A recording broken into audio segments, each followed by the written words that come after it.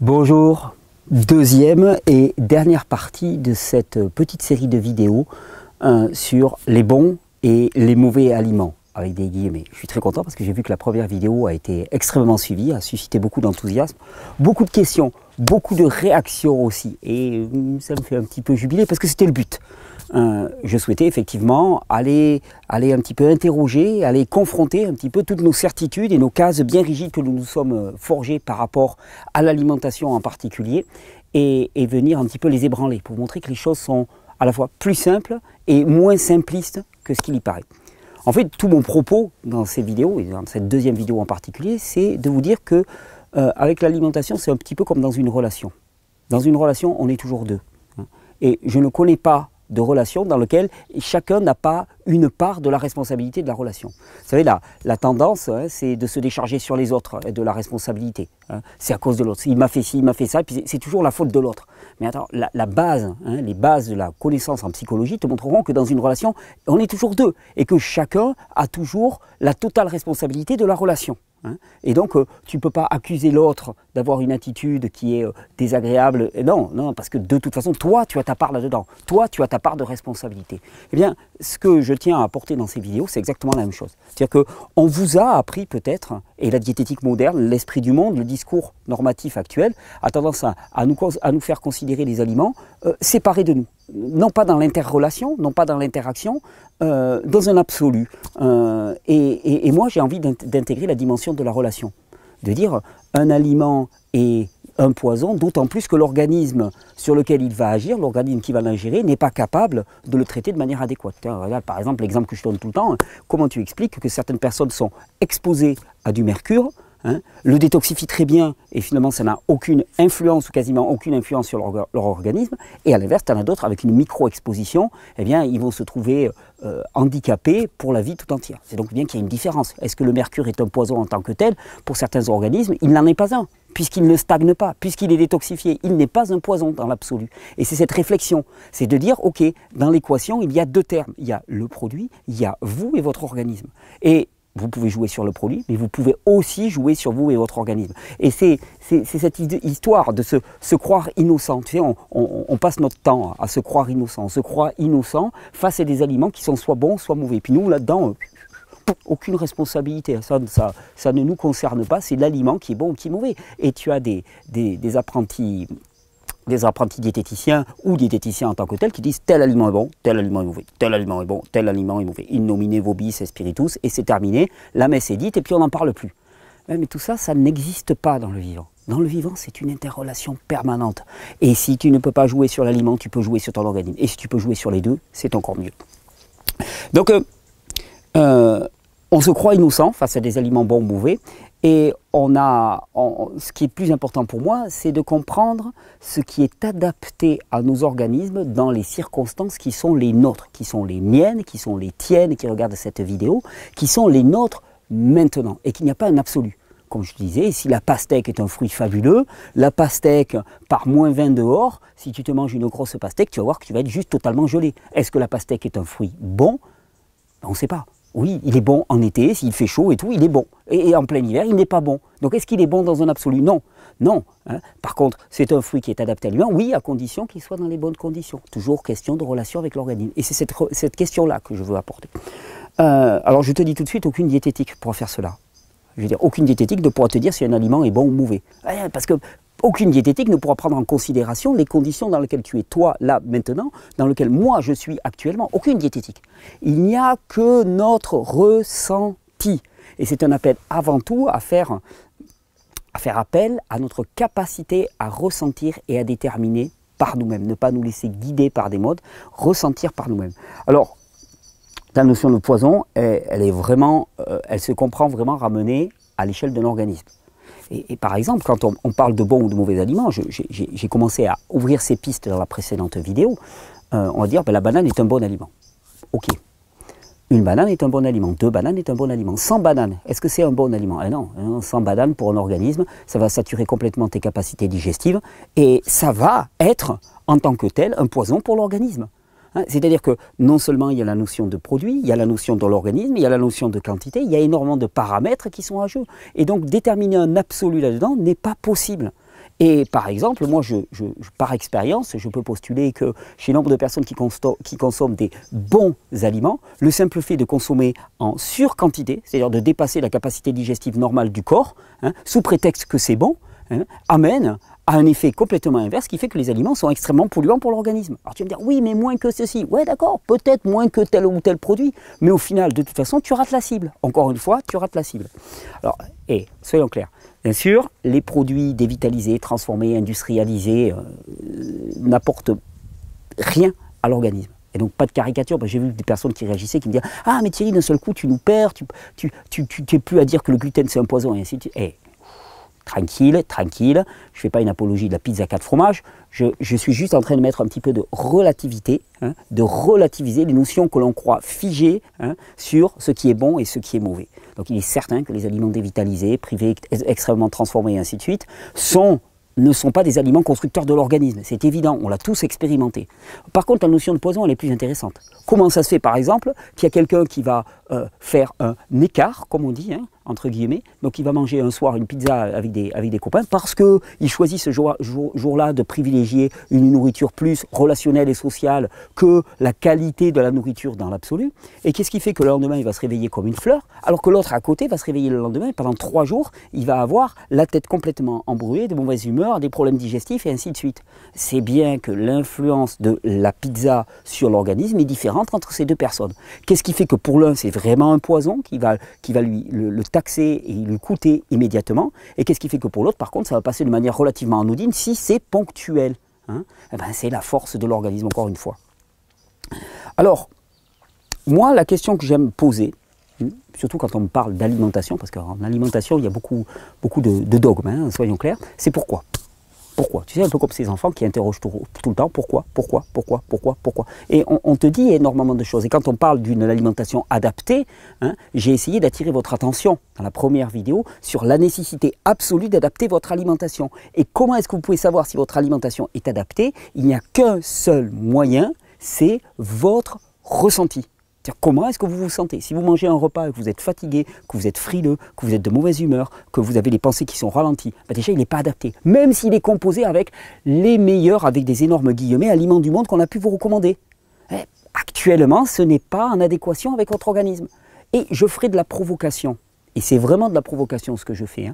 Hein, parce que vous connaissez tous, hein, quels sont mes choix en termes alimentaires par exemple. Mais je vais faire de la provocation. Est-ce qu'il vaut mieux manger un repas de fruits qui va te donner froid ou des pâtes au fromage qui vont te donner chaud, plein de gluten, plein de caséine?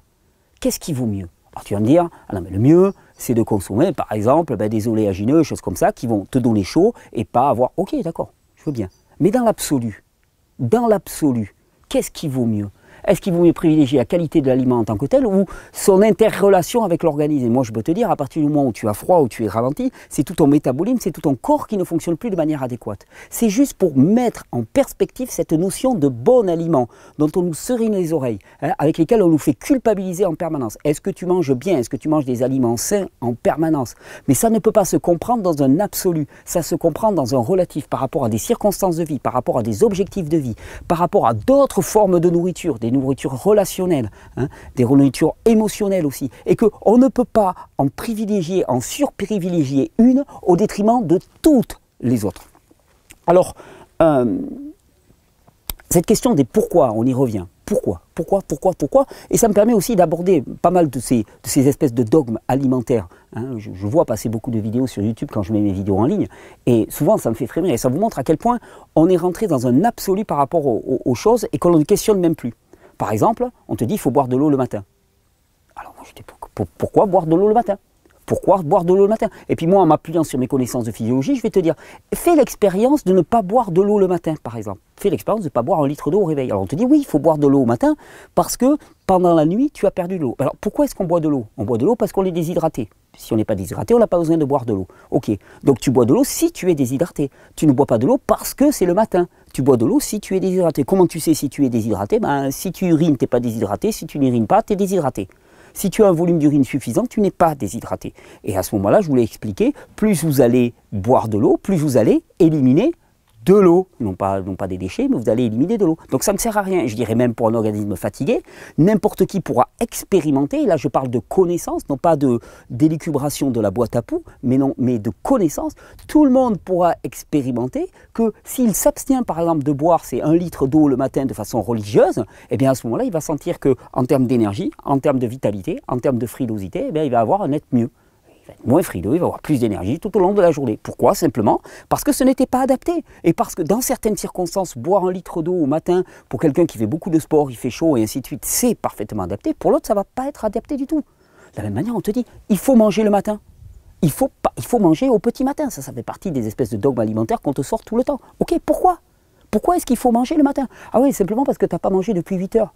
Non, attends, tu veux me dire que l'organisme n'est pas capable de s'adapter et de puiser dans ses réserves. Alors ça sert à quoi qu'on ait des réserves? Attends, on a des réserves et ça sert à quoi qu'on ait des réserves? À rien. Ben, simplement, pourquoi est-ce qu'il faudrait manger le matin? Pourquoi est-ce qu'on ne pourrait pas considérer qu'au contraire le matin est le moment où il y a la plus grosse résistance à la nutrition dans l'organisme et à ce moment-là, ce n'est pas adapté du tout.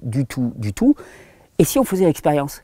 Et si on essayait de ne pas manger et puis de voir comment ça se passe? Tu vas le voir rapidement. Tu ne manges pas, tu manges, tu vois comment tu te sens et tu expérimentes. Et puis ça va te permettre aussi à certains moments de l'année de manger, d'autres de ne pas manger et de ne pas faire de la religion à partir de ça, de ne pas créer un dogme. Par exemple aussi, on te dit il faut manger beaucoup de fruits. Ok, beaucoup de fruits pour qui? Pour quel organisme? Dans quel état? Je suis le premier mangeur de fruits. Je suis un très grand consommateur de fruits. Je fais l'apologie du fruit. Il n'y a pas de problème de ce côté-là. Ok, mais dans quelles circonstances? Pour quels organismes? Pour des personnes qui ont des explosions de champignons, pour des personnes qui sont complètement épuisées. Les fruits sucrés, par exemple, on a vu, même si ça dérange certains qui te disent « Ah ouais, mais c'est pas… » Non, je veux dire, tu pourras dire ce que tu veux. L'expérience pratique fait que pour bon nombre de personnes, ça ne va pas passer. Et que tu pourras les faire culpabiliser en leur disant « Ah, mais si tu manges des légumes, tu vas moins détoxifier. Ah, si tu manges des produits animaux, c'est parce que ton organisme… » C'est juste parce que ce n'est pas adapté pour l'instant de faire du tout fruit. Ça ne marche pas. C'est complètement inadapté. Et peut-être que ça sera totalement inadapté toute la vie de la personne. Et que ce qui est important, c'est de faire de l'adapté et non pas de l'inadapté. Ce qui est important, c'est de répondre point par point aux besoins de l'organisme et non pas de satisfaire une idéologie. De la même manière, un truc qu'on voit classiquement lorsqu'on parle de diététique et qui permet de critériser les bons et les mauvais aliments, c'est l'apport calorique. Alors, l'apport calorique, pour vous donner une idée à quel point ça ne sert strictement à rien, c'est un petit peu comme estimer le niveau d'instruction d'un élève en fonction du programme qui lui aura été donné au cours de l'année. C'est considéré, on dit en CE2 ou en seconde par exemple, on aura fait tel programme, donc le niveau d'instruction de l'élève, ça sera tant.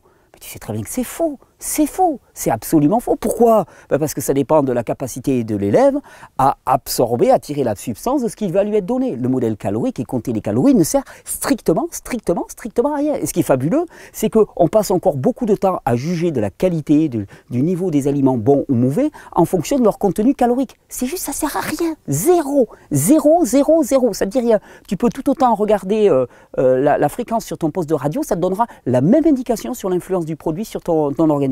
Et puis alors, il y a une dernière chose aussi, et qui est vraiment pour moi la manifestation extrême de toute cette approche dogmatique, mimétique et absolutiste de l'alimentation, c'est par exemple les histoires de passer une journée dans mon assiette. Pourquoi est-ce qu'on devrait passer une journée dans mon assiette? On me le demande souvent. On me dit Thierry, est-ce que tu nous ferais une journée dans ton assiette? Alors, de temps en temps, moi j'ai des idées comme ça qui me montent. Je me dis ok, je vais faire ça un jour de jeûne, comme ça on va avoir un plan sur une assiette vide et puis ça va rester toute la journée. Ou alors on va voir mon assiette et puis on va voir que je mange chaque fois rarement dans mon assiette. J'ai tendance moi à découper les fruits un peu partout, sur la table, sur les planches à découper. J'aime pas trop les assiettes. Mais blague à part, qu'est-ce que tu viens faire dans mon assiette? Qu'est-ce que tu viens t'inviter dans mon assiette? Quel mimétisme? Parce qu'il y a deux possibilités. Soit ça veut dire que je considère que tes besoins sont exactement les mêmes que les miens. Donc déjà, ça c'est quand même une hyperfocalisation sur qui je suis, une omnubilation par qui je suis et une méconnaissance totale de la différence qu'il y a entre chaque organisme. C'est considérer que toi, tes besoins sont exactement les mêmes que les miens. Donc ça serait le seul intérêt, ça serait me poser un exemple, te dire voilà comment moi je fais, regarde bien pour t'inspirer du maître, regarde comment moi je fais. La deuxième possibilité, tu sais parfaitement que tes besoins et les miens sont complètement différents, mais par contre tu fais ces vidéos simplement pour t'exhiber. Dans les deux cas, ça n'a strictement aucun intérêt. Pourtant, c'est ce à quoi est ramenée la diététique actuellement.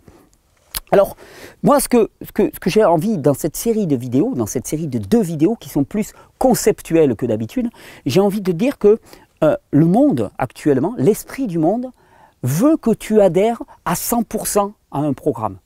Soit tu adhères à 100% sans aucune déviation, soit tu n'en fais pas partie. Soit tu dégages et tu n'as pas le droit au chapitre. Sinon, tu n'es pas admis, de toute façon, tu n'es pas admis. Alors, quitte des besoins de l'individu, on s'en fout, de toute façon, l'idéologie compte. Seule l'idéologie compte. Et donc, l'idée de ces vidéos, c'est de vous dire, avant tout, faites confiance à votre ressenti. Libérez-vous de ces carcans religieux, idéologiques, de ces jugements sur vous-même, de cette culpabilité, hein, de ce poids des il faut pas, il a dit, il faut pas. Ce rapport culpabilisant à la nourriture, hein, et qui est, d'après moi, l'un des facteurs de dégénérescence maximale. On n'a jamais été à une époque où il y a autant d'informations sur l'alimentation et où on est autant paumé sur l'alimentation, où on mange aussi mal. Déjà, pourquoi ? Parce qu'on mange pour des tas de raisons autres que la faim. C'est le premier truc. On mange pas parce qu'on a faim. Si on mangeait parce qu'on a faim, déjà la plupart des problèmes seraient résolus. On ne mange pas parce qu'on a faim. Et ça, c'est la première des bases. On ne mange pas parce qu'on a faim, on mange trop vite, on ne mastique pas, on n'assimile pas. Hein, on se prend la tête sur est-ce qu'il faut telle alimentation ou telle alimentation. Est-ce que tu es paléo, végan, crudi-végan, oléo, machin chose et ainsi de suite, rôti, machin chose. Hein, mais attends, mais est-ce que tu manges parce que tu as faim? Ou est-ce que tu manges simplement par habitude pour tromper l'ennui, pour tromper la désespérance du mode de vie dans lequel tu es pris, pour tromper la désespérance de l'environnement dans lequel tu vis? Est-ce que c'est pour ça que tu manges? Parce qu'auquel cas, de toute façon, tu pourras manger n'importe quelle nourriture, même la meilleure du monde, ça ne servira à rien. Et donc, on est pris dans ces représentations, et cette série de vidéos est avant tout une invitation à aller dans l'expérimentation, dans le ressenti, dans aussi remettre l'alimentation à la place qu'elle doit avoir. C'est-à-dire, on mange pour se nourrir, pour avoir de l'énergie, pour avoir des nutriments. Alors bien sûr des micronutriments, donc il s'agit d'avoir une alimentation ultra riche en micronutriments, on est d'accord. Mais on mange pour se nourrir, point barre. Comme un bois pour s'hydrater. Ça ne sert à rien de s'hydrater dans l'absolu, hein. C'est de l'onanisme aqueux, on va dire d'une certaine manière, hein. Et ça ne sert à rien de manger dans l'absolu, c'est de la gourmandise. La gourmandise c'est un péché, le péché c'est rater la cible. Et le péché, c'est la base de toute forme de maladie. C'est rater la cible. C'est-à-dire prendre quelque chose qui a une fonctionnalité vitale, manger est vital, hein, et le détourner complètement de sa fonction première. C'est-à-dire l'utiliser pour tromper des tas d'autres choses. Alors, aliments bons ou mauvais, vous l'avez compris, c'est une question d'interaction avec l'organisme, c'est une question d'adaptation, c'est une question de sortir de la culpabilité, de sortir des dogmes, de sortir des carcans, de sortir des représentations toutes faites, et c'est une invitation surtout, et c'est une histoire de partir à l'aventure. Parce que bon ou mauvais aliments, ça se détermine au jour le jour, au quotidien. De quoi as-tu besoin aujourd'hui? En termes d'alimentation paracommère, mais en termes de toute autre chose, en termes d'interrelation, en termes d'action. Est-ce que tu as besoin de repos? Est-ce que tu as besoin d'action? Est-ce que tu as besoin de voir du monde ou de ne pas voir du monde? Est-ce que tu as besoin d'avoir du temps pour toi? Est-ce que tu as besoin de créer? Est-ce que tu as besoin de t'exprimer? Est-ce que tu as besoin de chanter? Est-ce que tu as besoin de danser? Est-ce que tu as besoin d'aller te promener tout seul dans la nature? De quoi as-tu vraiment besoin? Et ça, ben, ça ne marche pas dans des systèmes où tout est figé, tout est réglé et rien ne bouge. Ça ne marche pas dans des systèmes de cases où on t'assène des programmes et tout ce qu'on veut, c'est que tu adhères à un programme et que tu adhères à vie. Et que la seule motivation, c'est de te faire reprendre ta carte année après année. Au sein de Régénère, j'espère qu'on vous propose quelque chose de radicalement différent. On vous propose de partir dans l'aventure de la connaissance ici, parce que tout est là, tous nos besoins sont déjà connus, qu'au-delà de toute forme d'intellectualisation, le corps sait.